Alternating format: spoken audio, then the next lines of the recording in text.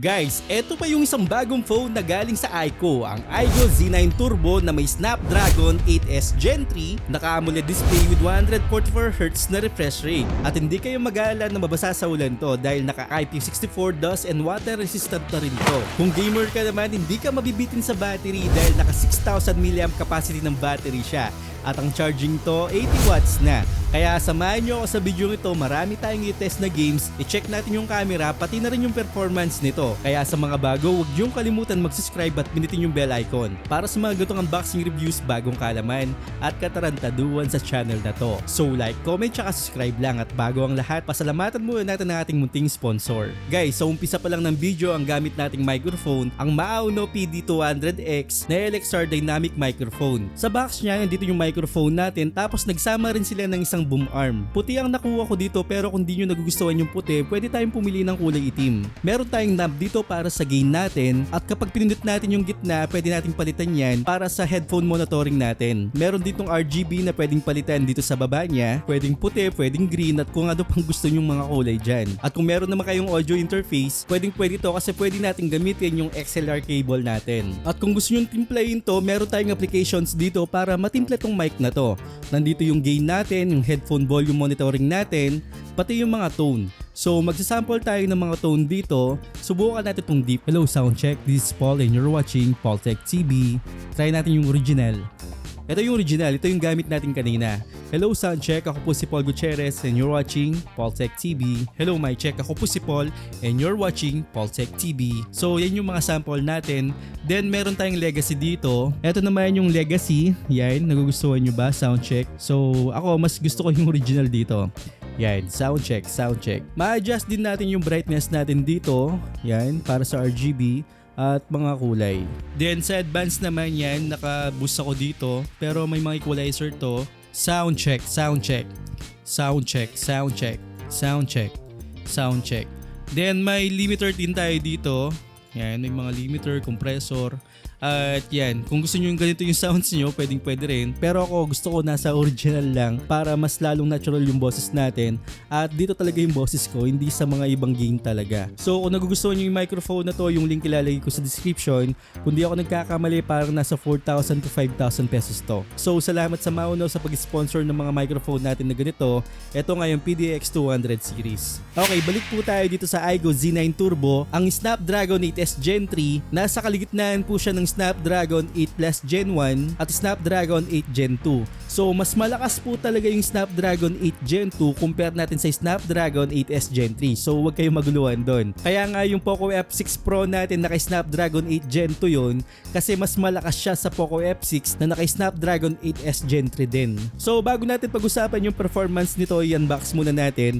Sa box meron tayong ganyan box. Sa loob ng box meron tayong 80 watts na fast charging, isang Type-C cable, free jelly case, at semi-injector pin na may kasamang humahawak ng bayabas. So yan lang po yung mga kasama niya sa box. Sa phone naman, ang nakuha nating color dito is color black, at nagugustuhan ko yung itsura nito over sa mga lumalabas na ibang phone. Medyo kakaiba po yung itsura nito, para siyang nalalapit sa iQOO 12. Kung alam nyo po yung phone na yon, parang ganito yung itsura niya. At decente po talaga siyang tignan, napaka simple lang po talaga. May nakalagay na OIS dito sa camera module, at meron lang tayong dalawang camera dyan, isang 50 megapixel na main camera at isang ultra wide na 8 megapixel. Then sa baba naman meron tayong speaker, Type-C port, microphone at isang SIM card tray. Wala po tayong expandable storage. Then sa taas naman meron tayong infrared sensor para sa remote control at isang anti-noise cancelling microphone. Sa kabilang side naman yung volume rocker natin, tapos power button, at fingerprint scanner po natin, standard display na po siya. At baka magtaka kayo, baka hindi siya dual speaker, dual stereo speaker po to. Yung speaker po wala po dun sa taas natin, nandito po siya sa tabi ng punch-hole camera dito sa display. So dual speaker po tayo, at malakas po naman yung speaker nito. Sa display, nagugustuhan ko yung display nito, symmetrical yung taas tsaka dun sa baba, pati po dun sa gilid. Tapos yung punch-hole camera niya, saktong-sakto lang, hindi siya ganung kaliitan, hindi rin siya ganung kalaki. As in yung display nito, panalo po kasi naka-AMOLED display na siya at 144Hz na refresh rate nga. Pero mamaya natin pag-usapan maigi yung display dito muna tayo sa performance ng phone na to. Malakas po talaga ang Snapdragon 8S Gen 3, pero depende po sa optimization niya ng isang phone, lalong-lalo na kung bago pa lang po to. Kaya ang nakuha ating score dito actually malakas na rin, nasa 1,100,000 points. Ibig sabihin na kayang-kaya ito sa mga gaming. Yun nga lang, yung Antutu score na nakuha natin dito medyo mababa siya kumpara sa ibang nakuha ko like yung Poco F6 nga, na mas mataas yung score doon, parang umaabot siya ng 1.4. Dito umabot lang siya ng 1.1. So medyo mas mataas talaga yung Poco F6. Kung gusto nyo pala ng comparison dun sa Poco F6 versus dito sa C9, i-next ko na po para sa inyo. Kaya sa mga bago naghahanap ng phone o bago dito sa channel natin, huwag nyong kalimutan mag-subscribe at pinutin yung bell icon para hindi nyo ma-miss yung mga ganong reviews, yung mga honest reviews, at medyo may konting katarantaduhan nga po dito. So like, comment, tsaka subscribe lang. Pero ngayon, mag-focus muna tayo dito sa iGo Z9 Turbo. Ang room temperature ko dito habang nag-test tayo ng mga games is nasa 33 degrees Celsius, which is may init-init chance sa ganitong panahon, lalong-lalo na summer po ngayon. Pero dito sa Mobile Legends, nakakuha lang tayo ng super at ultra na po yung frame rate niya. Automatic yan kapag nakakuha tayo ng ganyan, nasa 90 FPS, which is di naman ako nabigo sa laro na to. Nakakuha po ako ng 80 to 90 frames per second hanggang sa matapos yung laro. Naglalaro po talaga sa dyan. Medyo nag-dip siya ng mga 70 pero umangat naman po siya. At hindi na siya nag-frame drops ng malala. Hindi naman siya bumaba ng mga 50 to 40. Okay na okay po siya. Kahit na maglaro to ng mga 60 to 90, smooth pa rin yung playing natin dito sa Mobile Legends. So okay na okay po sa Mobile Legends, pero ang nakuha kong temperature dito is nasa 43 degrees Celsius, which is kapag yung room temp natin is nasa 28, medyo kalmado po talaga yung chipset nito. Pero ngayon summer talaga, kaya 33 degrees Celsius yung room temperature natin at nakakuha tayo ng 43 degrees Celsius dito sa Mobile Legends, which is okay pa rin yung temperature niya. Well, dito naman tayo sa Genshin Impact, nasa highest settings po tayo dito.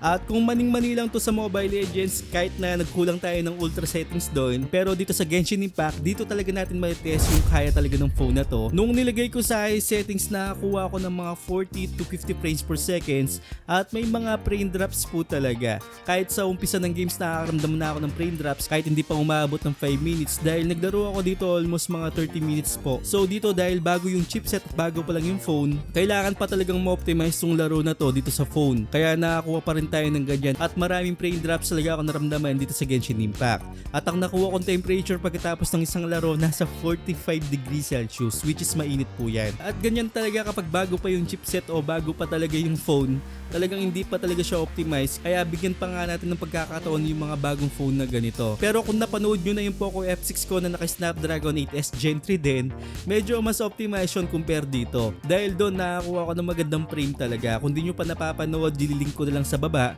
o kaya dito sa taas para makita nyo, baka pinagpipilian nyo rin yun. So dito naman sa Wild Rift, nakakakuha tayo ng height tapos nilagay natin sa 120 yung frame rate nito. At maganda yung gaming experience ko dito sa Wild Rift, nakakuha ko ng 100 to 120 nung umpisa. At kapag may clash naman, which is normal naman talaga, nasa 90 to 100. Then nung mga last minute na, siguro naglalaro na lang siya ng mga 90 to 100 at umaangat naman siya.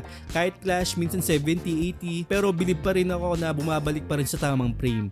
At ang nakuha kong temperature dito medyo mataas din, nasa 45 degrees Celsius. At keep in mind nga po, yung room temperature natin dito is nasa 33 degrees Celsius. Hindi pa maganda yung panahon natin dito sa Pilipinas. Dito naman sa bagong laro, ang Solo Leveling Arise, nasa high settings tayo dito. Nakakuha naman ako ng mga 50 to 60 frames per seconds, pero hindi siya ganun kaganda o hindi siya ganun smooth kasi may mga pang ilang frame drops ako naranasan dito o mga ilang frame drops po talaga.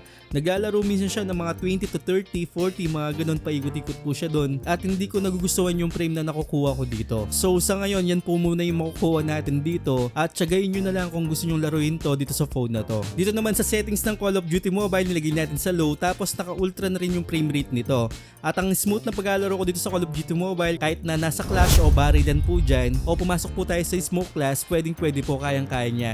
Hindi siya nag-frame drops. Stable po to ng mga 80 to 90 frames per seconds at masarap talagang maglaro dito sa Call of Duty Mobile kung ganyan po yung frame na makakuha natin. Sa PUBG Mobile naman, kung smooth yung paglalaro natin sa Call of Duty Mobile, smooth din po sa PUBG Mobile to. Nilagay natin sa smooth tapos extreme po yung frame rate niya. Nakakuha ko dito ng mga 50 to 60 frames per seconds. So yan lang po yung makukuha ating frame sa ngayon. Pag na-optimize na to, mas tataas mataas pa yung frame natin. Sa Poco F6 kasi nakakuha ko ng 120 doon. So dito wala pa tayong ganyang settings at hindi pa mataas yung mga settings natin nakuha dito sa Aigo Z9 Turbo. Sa Farlight 84 naman, syempre lalagay natin sa extreme to, pero nakakuha lang ako ng mga 60 frames per second, hindi siya umabot ng 120 kahit nasa extreme tayo. Pero dito kahit na yan lang yung nakukuha ating frame, ang daming frame drops po talaga. Minsan bumaba siya ng mga 20 to 30 frames per seconds, talaga hindi ko nagugustuhan dito. As in talagang may mga mahalang frame drops. At naramdaman ko talaga na umiinit tong phone na to dito sa laro na Farlight 84. At ang nakuha kong temperature, nakakuha po tayo ng 46 degrees Celsius, which is mainit po yan. At nasa 60 frames per seconds lang yung nakukuha natin na may frame drops pa. Kaya masabi ko na umiinit yung phone na to dito sa laro na Farlight 84 kasi nga 46 degrees Celsius po yung nakuha natin. Sa Punishing Gray Raven naman, although okay naman yung paglalaro ko dito, nasa high settings tayo dito, nakakuha ko ng mga 60 frames per second at ang frame na nakukuha ko 50 to 60 paikot-ikot sa dyan at medyo bumaba siya ng pakonti-konti lang talaga, pero smooth naman yung paglalaro natin sa Punishing Gray Raven. Sa Warzone Mobile naman, nilagay natin sa high yung graphics tapos nasa uncap yung frame rate natin. Ang nakukuha ko dito 50 to 60, minsan umangat pa nga siya ng konting 60 pero hindi na siya lumalampas ng mga 70, which is okay siya.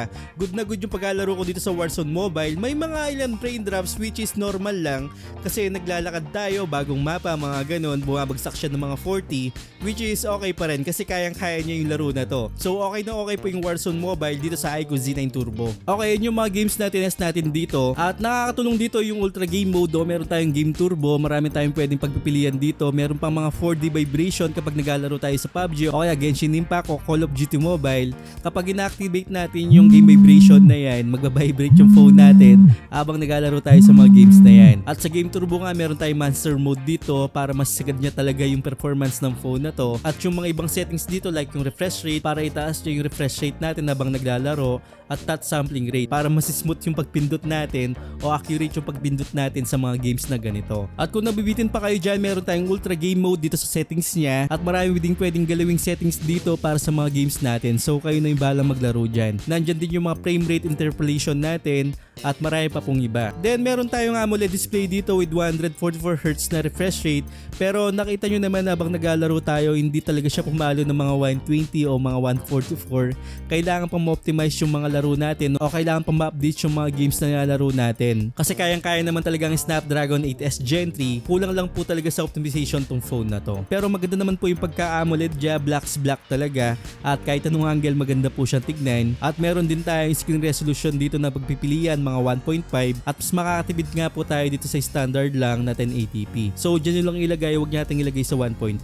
At sa Netflix naman, naka L1 certification na rin to, meaning na full HD din mapapanood natin sa Netflix. Tapos meron din tayong display enhancement dito para lalong maging smooth po yung viewing experience natin at mas maganda yung mapapanood natin sa Netflix, mas malinaw siya at pwede rin po dito sa YouTube. Okay, pagdating naman sa camera, typical na mid-range talaga yung makukuha natin dito. As in sharp yung image, maganda yung saturation at tamang-tama lang po yung mga shadow. Yun nga lang sa napansin ko sa mga ibang photos, medyo mataas yung contrast natin. So hindi po siya ganun ka-balance, so hindi siya ganun ka-neutral. Pero kung mapapansin nyo, may mga part talaga na medyo madilim siya. Kumbaga parang nabubura talaga yung side na yon at hindi siya ganun kalinaw dun sa part na yon. Pero sa mga ibang photos, okay na okay siya. Pero mapapansin nyo po yan kapag maganda yung liwanag, may mga part talaga na medyo madilim kasi medyo mataas yung contrast niya. Pero believe naman ako dito yung sharpness na yun, yung color, at may mga timpla na maganda naman talaga siya. Wag lang sa ibang low light scenario talaga na hindi mo na makikita yung ibang details kasi mataas nga yung contrast. At hindi ko masyadong nagugustuhan sa low light condition kasi nga mataas yung contrast at nawawala ng ibang kulay at hindi tamang kulay yung nakikita ko dito. Pero overall, okay naman yung mga photos. Siguro bibigyan ko to ng mga 8/10. Sa mga portrait naman, maganda yung timpla ng kulay. Yung cutout niya o yung mga edges, hindi siya ganun ka-perfecto. May mga nasama siya ng konti. Pero typical talaga na pang mid-range lang talaga yung portrait nito. Huwag na tayong umasa na maganda talaga yung cutout sa mga ganitong presyo. Then sa video naman, meron tayong 4K at 60fps. Stable po siya kahit na maglakad tayo. At kitang-kita nyo naman na hindi talaga siya maalog. Kayang-kaya yung camera nito. At maganda yung kulay na pinoproduce niya. At sa nakikita ko mataas ng konti yung brightness niya, medyo babaan natin ng konti kapag mag-edit tayo. Pero magagamit naman natin kasi napaka-stable po ng 4K at 60fps niya. Pagdating naman sa front-facing camera, malinaw po yung front-facing camera nito. Dito naman nagkukulang ako ng konting contrast, konting-konti lang, siguro mataas din ng konti yung brightness, pero pangit po pagdating sa portrait. Sa portrait po may mga edges na nasali talaga o sobrang dumi. Talagang pangit talaga yung mga edges na nakuha ko dito pagdating dito sa portrait shot. Sa video naman pagdating sa front facing camera, hindi ko nagugustuhan kasi nagkukulang ako ng sharpness at yung kulay hindi po tama yung kulay na nakikita ko dito. At magalaw po yung video dahil wala tayong stabilization dito sa iGO Z9 Turbo pagdating sa front facing camera. Okay, ang masabi ko lang sa phone na to, malakas naman yung Snapdragon 8S Gen 3. Yun nga lang, nagkukulang po tayo ng optimization at kailangan pang optimize sa ibang games. Kung napanood yun na yung Poco F6 ko, medyo optimized na po sa mga ibang settings. Dito kayang-kaya naman sana. At sana maayos pa yun pagdating ng panahon. At pagdating naman sa camera, okay na yung camera ito. Konting timpla lang, may edit mo naman yan. At sa video sana makuha sa update yun, lalong-lalo na yung front facing camera. So lahat ng link ilalagay ko sa description kung saan ko mabibili to. At yung mga nasa Premiere, sana pa-like, comment, tsaka subscribe na rin sa mga bago din para makaabot na po tayo sa 100,000 subscribers. Sobrang salamat po talaga sa suporta. At sana nakatulong ako sa inyo. Huwag niyong kalimutan mag-subscribe sa channel ko at hit yung bell icon para sa mga gantong unboxing reviews, bagong kaalaman at katarantaduhan sa channel na to. Once again, ako po si Paul. So I'ma do this every day. I'll be writing things until I'm fucking buried in my grave. 6 feet deep under, but my body won't decay. Cause my messages are timeless, so they'll put them on display. Oh yeah, I rap with a certainty. I have a sense of urgency. A message